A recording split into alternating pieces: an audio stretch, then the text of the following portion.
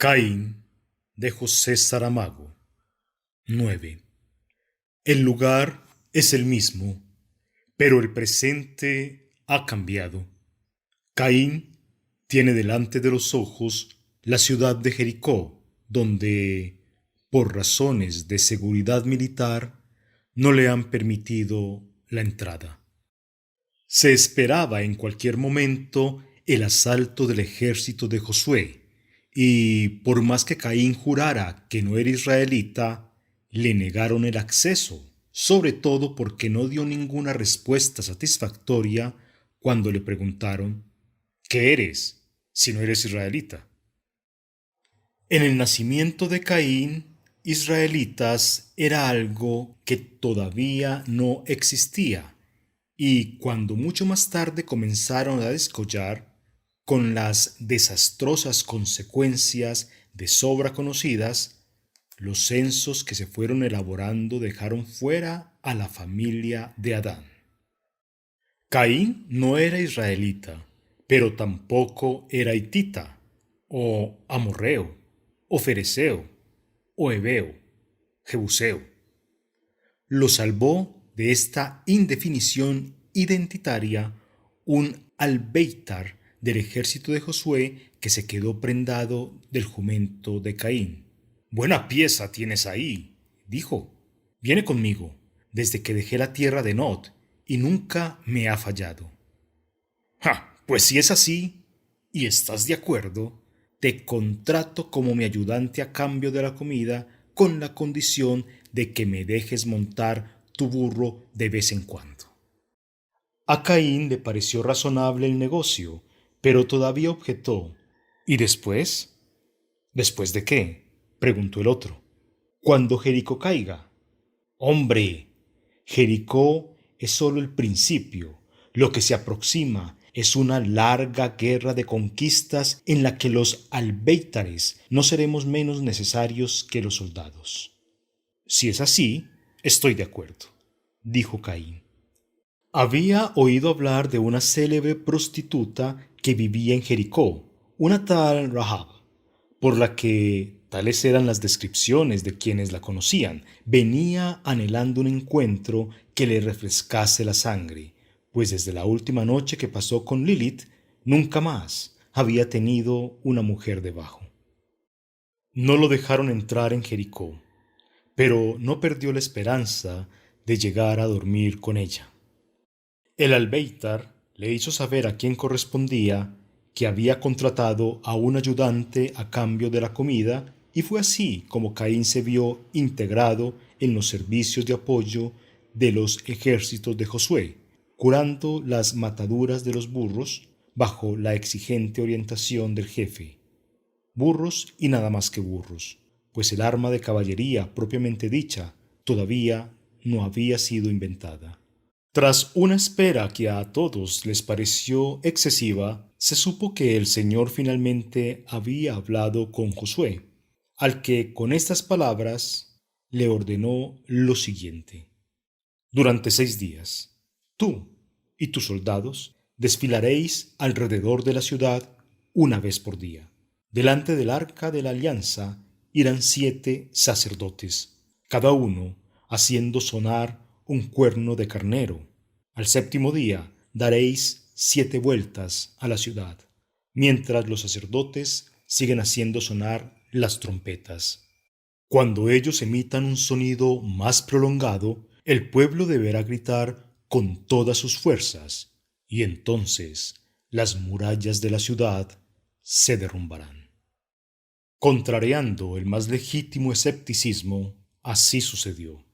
Al cabo de 7 días de esta maniobra táctica nunca antes experimentada, las murallas se derrumbaron de verdad y todo el mundo entró corriendo en la ciudad, cada cual por la apertura que tenía delante, y Jericó fue conquistada. Destruyeron todo lo que había, matando a espada a hombres y mujeres, jóvenes y viejos, y también los bueyes, las ovejas y los burros. Cuando Caín pudo entrar en la ciudad, la prostituta Rahab había desaparecido con toda la familia, avisada y puesta a resguardo como retribución por la ayuda que le había prestado al Señor cuando escondió en su casa a los 2 espías que Josué consiguió introducir en Jericó. Enterado de esto, Caín perdió todo el interés por la tal prostituta Rahab. A pesar de su deplorable pasado, no podía soportar a la gente traicionera, las más despreciables personas del mundo, en su opinión. Los soldados de Josué prendieron fuego a la ciudad y quemaron todo lo que había en ella, con excepción de la plata, el oro, el bronce y el hierro, que, como de costumbre, pasaron a engrosar el tesoro del Señor. Fue entonces cuando Josué lanzó la siguiente amenaza: Maldito sea quien intente reconstruir la ciudad de Jericó. Se le muera el hijo mayor a quien ponga los cimientos, y el más joven a quien levante las puertas.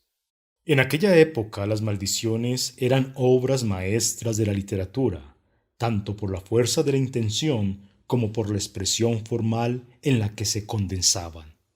De no haber sido Josué la crudelísima persona que fue, hoy hasta podríamos tomarlo como modelo estilístico, por lo menos en el importante capítulo retórico de los juramentos y maldiciones, tan poco frecuentados por la modernidad.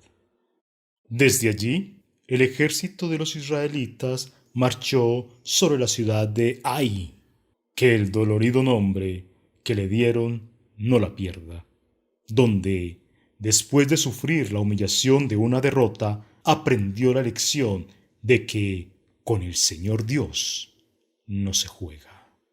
Ocurrió que un hombre llamado Acán se había apoderado en Jericó de unas cuantas cosas que estaban condenadas a la destrucción y, en consecuencia, el Señor se irritó profundamente con los israelitas. «Esto no se hace», gritó. «Aquel que se atreve a desobedecer mis órdenes, a sí mismo se está condenando». Entretanto, Josué, inducido por las informaciones erradas de los espías enviados, cometió el error de no valorar debidamente la fuerza del adversario y mandó a menos de 3.000 hombres a la batalla, los cuales, atacados y perseguidos por los habitantes de la ciudad, se vieron obligados a huir.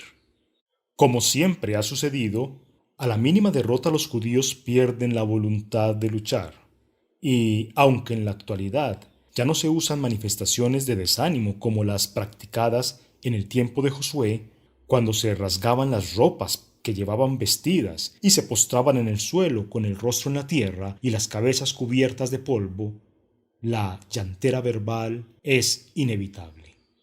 Que el Señor educó mal a esa gente desde el principio se ve por las imploraciones, por las quejas, por las preguntas de Josué.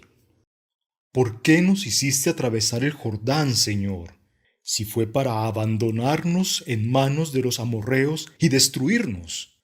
Mas nos hubiera valido habernos quedado al otro lado del río. La desproporcionada exageración era evidente. Este mismo Josué, que suele dejar tras de sí un rastro de muchos millares de enemigos muertos después de cada batalla, pierde la cabeza cuando se le muere la insignificancia de 36.000 soldados. ¿Qué tantos fueron los que cayeron en la tentativa de asalto a Ai? Y la exageración continuaba. Oh, Señor, ¿qué podré decir ahora, una vez que Israel ha huido ante su enemigo?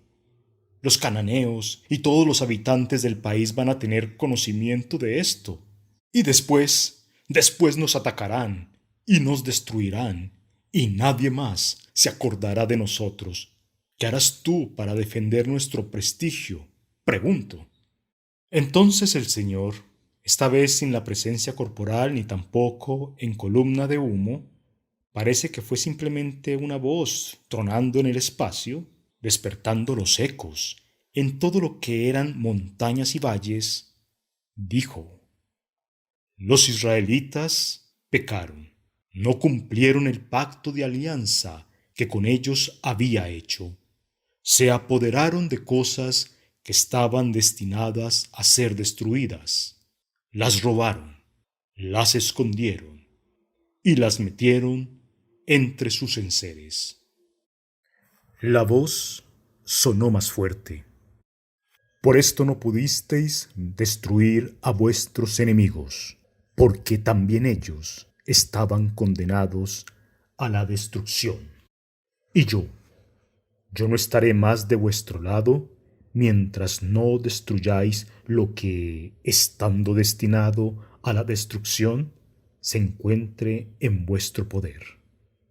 Levántate pues, Josué, vete y convoca al pueblo, y al hombre que habiendo sido apuntado le fueron encontradas cosas que estaban condenadas a la destrucción, mandarás quemar con todo lo que le pertenezca, familia y bienes. Al día siguiente, por la mañana temprano, Josué dio orden de que el pueblo se presentase ante él, tribu por tribu, de pregunta en pregunta, de indagación en indagación, de denuncia en denuncia, acabó llegando hasta un hombre llamado Acán, descendiente de Carmí, de Sabdi y de Sera, de la tribu de Judá. Entonces Josué, con palabras suaves, melifluas, le dijo: Hijo mío, para mayor gloria de Dios, cuéntame toda la verdad, aquí, delante del Señor. Dime lo que has hecho, no me escondas nada. Caín, que presenciaba la escena en medio de otros, pensó: le van a perdonar con certeza. Josué hablaría de otra manera si la idea fuese condenarlo. Mientras tanto, Acán decía: es verdad, he pecado contra el Señor, Rey de Israel. Háblame, háblame, cuéntamelo todo, lo animó Josué. Vi en medio de los despojos una bella capa de Mesopotamia. También había casi 2 kilos de plata y una barra de oro de cerca de medio kilo. Y me gustaron tanto esas cosas que me quedé con ellas. ¿Y dónde las tienes ahora? Dímelo, preguntó Josué. Las enterré, las escondí dentro de la tierra de mi tienda, con la plata debajo de todo. Obtenida esta confesión, Josué mandó a algunos hombres a revisar la tienda y allí encontraron las tales cosas, estando la plata por debajo de todo, tal y como Acán había dicho.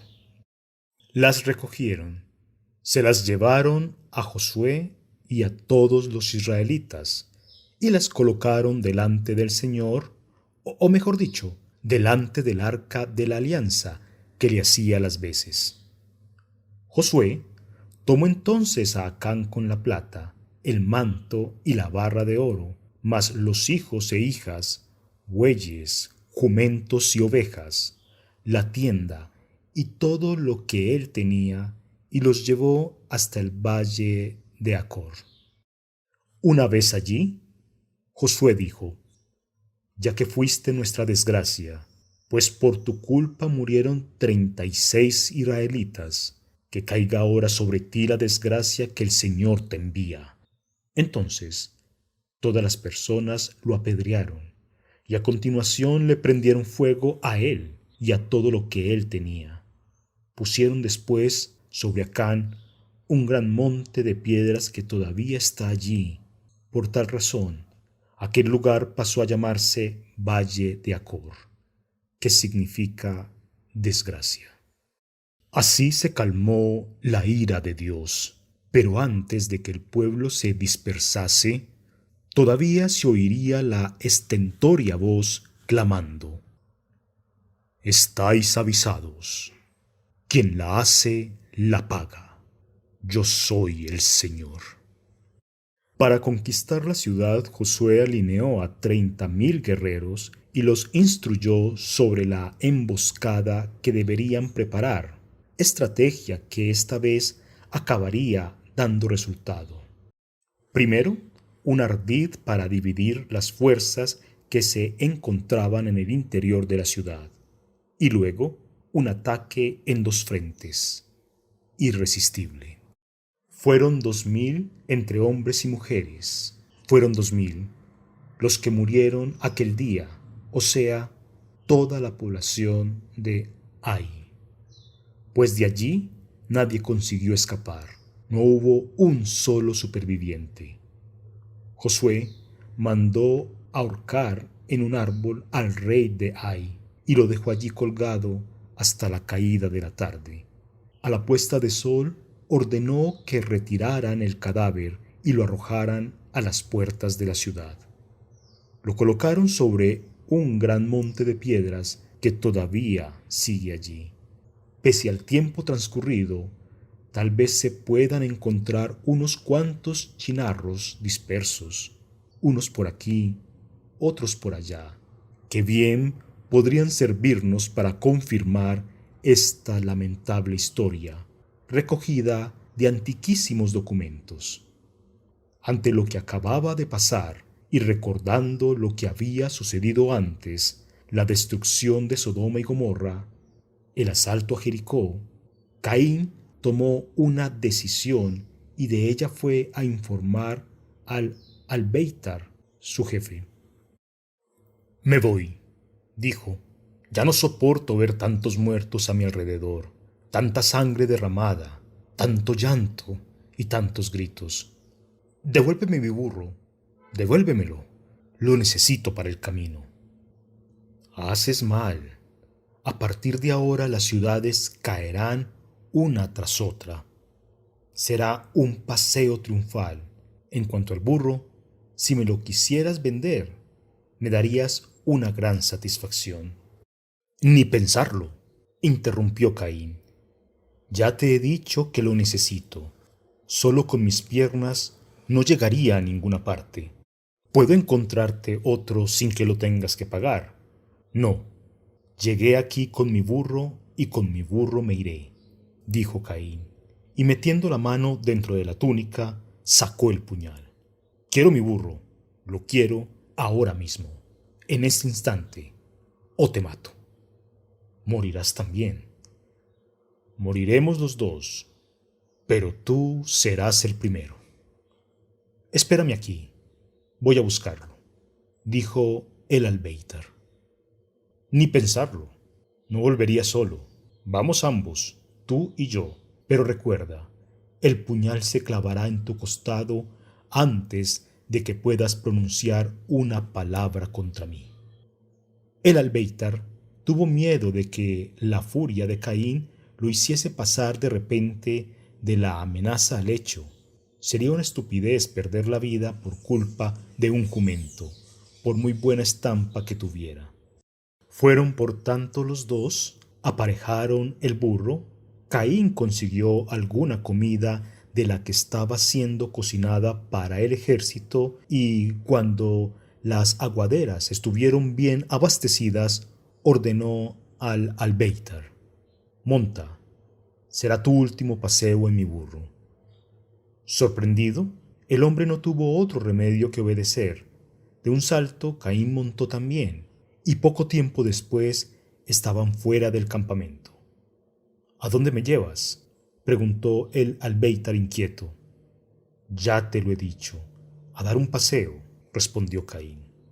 Fueron andando, y cuando el bulto de las tiendas estaba a punto de perderse de vista, dijo: Desmonta.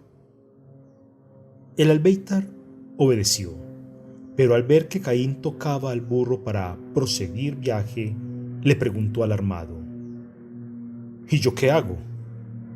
Harás lo que quieras, pero si yo estuviese en tu lugar, regresaría al campamento. ¿Desde esta distancia?, preguntó el otro. No te perderás. Guíate por esas columnas de humo que siguen subiendo desde la ciudad. Y así fue, con esta victoria, como terminó la carrera militar de Caín.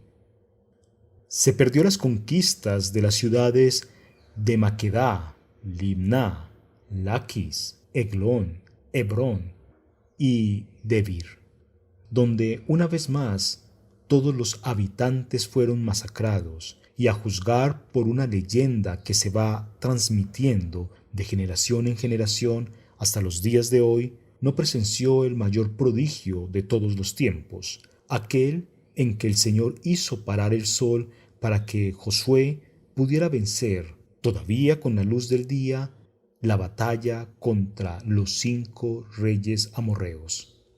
Salvo los inevitables y ya monótonos muertos y heridos, quitando las habituales destrucciones y los consabidos incendios, la historia es bonita, demostrativa del poder de un Dios para el que, por lo visto, nada era imposible.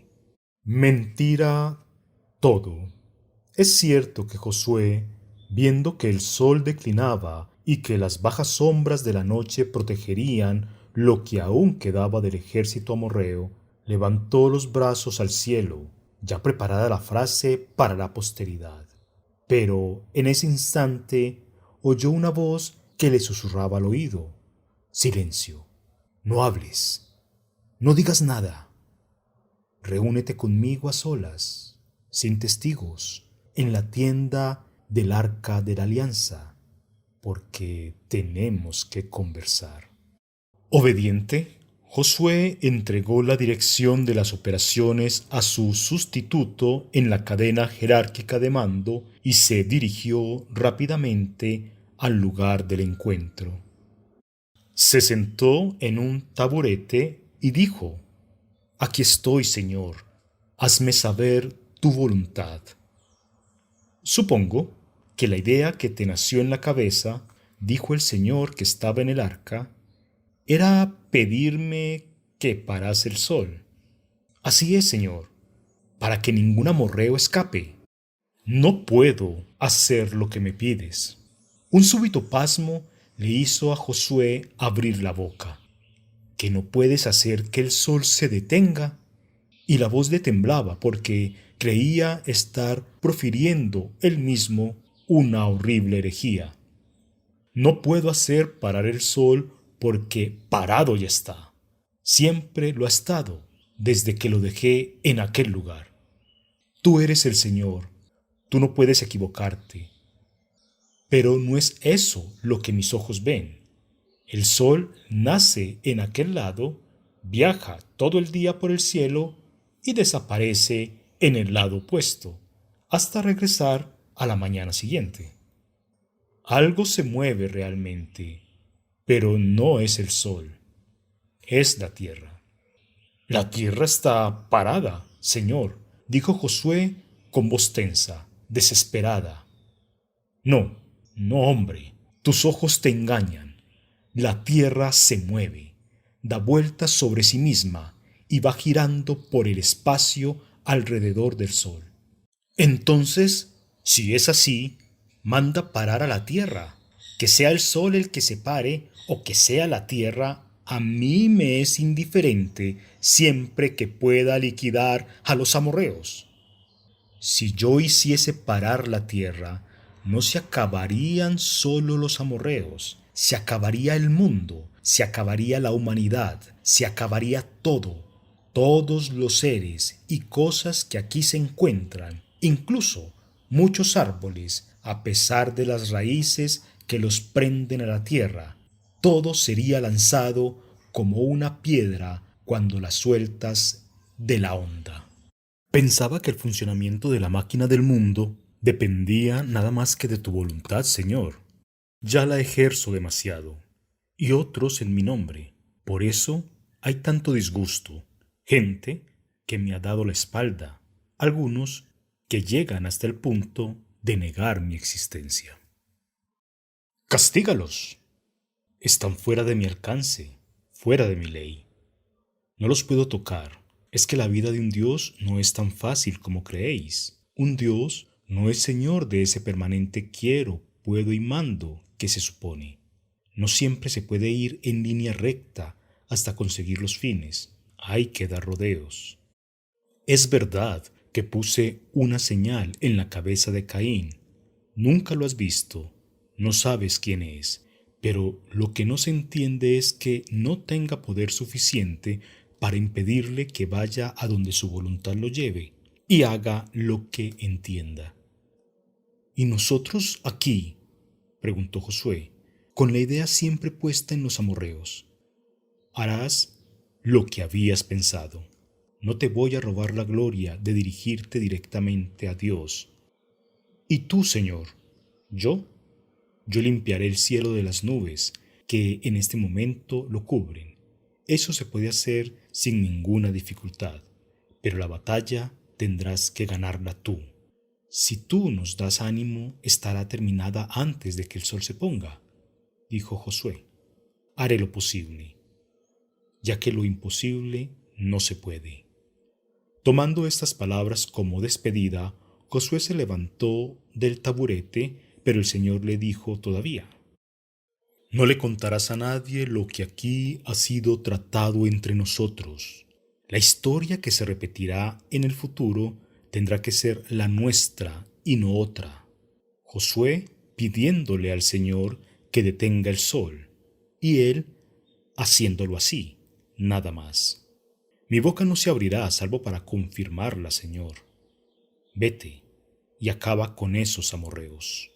Josué volvió al ejército, subió a una colina y levantó otra vez los brazos.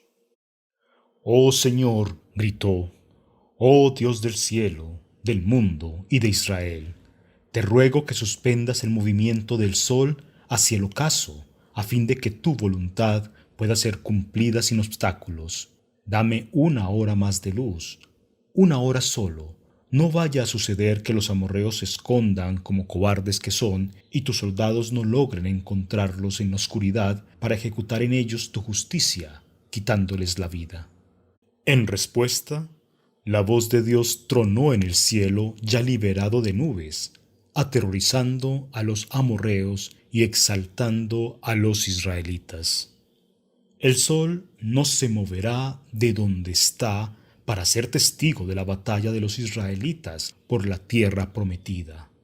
Vence tú, Josué, a esos 5 reyes amorreos que me desafían, y Canaán será el fruto maduro que en breve te caerá en las manos. Adelante, pues, y que ningún amorreo sobreviva al filo de la espada de los israelitas. Hay quien dice que la súplica de Josué al Señor fue más simple, más directa, que se limitó a decir: Sol, detente sobre Gabaón, y tú, oh luna, detente sobre el valle de Aialón. Lo que muestra que Josué admitía tener que combatir ya después de la puesta de sol y sin más que una pálida luna guiándole la punta de la espada y de la lanza hacia la garganta de los amorreos. La versión es interesante, pero en nada modifica lo esencial, es decir, que los amorreos fueron derrotados en todas sus líneas y que los créditos de la victoria fueron todos para el Señor, que habiendo detenido el sol, no necesitó esperar a la luna. A cada uno lo suyo, como es de justicia. He ahí lo que fue escrito en un libro llamado del Justo, que actualmente nadie sabe dónde está. Durante casi un día entero, el sol estuvo inmóvil, allí, en medio del cielo, sin ninguna prisa por desaparecer en el horizonte. Nunca, ni antes ni después, hubo un día como ese en que el Señor, porque combatía por Israel, dio oídos a la voz de un hombre.